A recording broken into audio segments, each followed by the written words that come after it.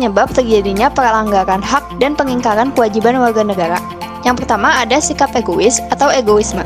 Sikap egois atau terlalu mementingkan diri sendiri akan menyebabkan seseorang selalu menuntut haknya, sementara kewajibannya sering diabaikan. Yang kedua, ada rendahnya kesadaran berbangsa dan bernegara, menyebabkan pelaku pelanggaran berbuat seenaknya. Pelaku tidak mau tahu bahwa orang lain pun mempunyai hak yang harus dihormati. Yang ketiga, ada ketidaktegasan aparat penegak hukum. Jika aparat penegak hukum tidak tegas, pengingkaran kewajiban akan terus terjadi. Ketertiban dan keharmonisan pun tidak akan dapat terwujud. Dan sikap intoleran, menyebabkan munculnya sikap saling tidak menghargai dan tidak menghormati atas kedudukan atau keberadaan orang lain. Sikap ini pada akhirnya akan mendorong orang untuk melakukan pelanggaran kepada orang lain. Ada penyalahgunaan kekuasaan. Kekuasaan yang dimaksud bukan hanya pada kekuasaan pemerintah, namun juga pada bentuk-bentuk kekuasaan lain yang ada di masyarakat. Ada penyalahgunaan teknologi.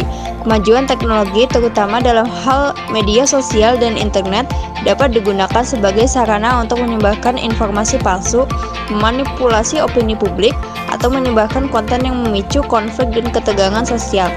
Penyalahgunaan teknologi ini dapat membahayakan hak-hak individu dan memicu pelanggaran kewajiban warga negara. Kasus pelanggaran hak dan kewajiban sebagai pemerintah. Yang pertama ada pelanggaran hak, yaitu diskriminasi dalam layanan publik, memberikan perlakuan yang tidak adil kepada kelompok tertentu seperti minoritas, etnis, atau agama dalam akses terhadap pendidikan, pekerjaan, atau layanan publik lainnya. Yang kedua, penggusuran paksa, mengusir warga dari tempat tinggal mereka tanpa kompensasi yang adil atau tanpa proses hukum yang memadai, biasanya untuk proyek pembangunan yang menguntungkan pihak tertentu. Yang ketiga, pembatasan kebebasan berbicara. Pemerintah yang membatasi atau menyensor media dan menghalangi warganya untuk menyuarakan pendapat atau kritik terhadap pemerintah. Yang keempat, pelanggaran hak atas penghidupan yang layak.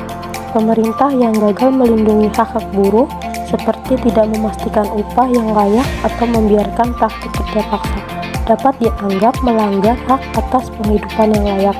Ini mencakup pelanggaran hak untuk mendapatkan pekerjaan yang aman dan adil. Selanjutnya, korupsi dan penyalahgunaan kekuasaan. Tindak korupsi oleh pejabat pemerintah atau penyalahgunaan kekuasaan yang merugikan masyarakat.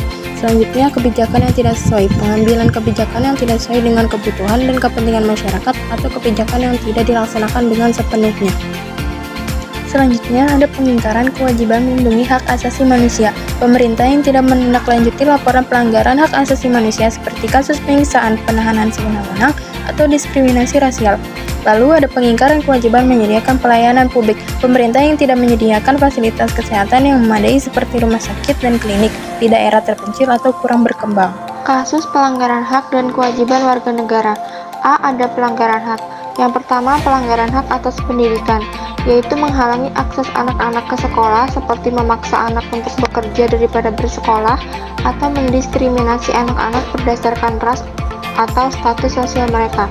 Yang kedua, ada pelanggaran hak atas kehidupan dan keamanan, yaitu tindakan kekerasan fisik seperti pelecehan seksual, pembunuhan, pemukulan, atau penganiayaan oleh individu terhadap orang lain.